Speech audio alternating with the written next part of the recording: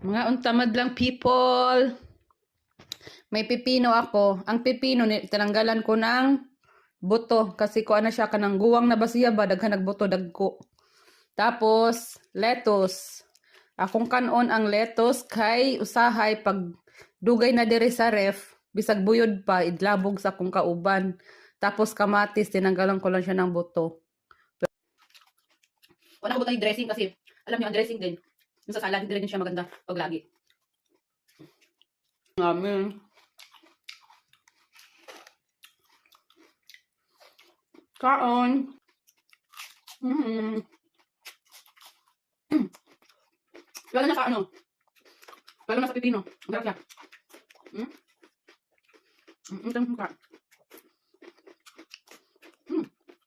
Ito talaga guys. Sarap na to eh. Bakit kayong iba ayaw kumain ng lettuce, no?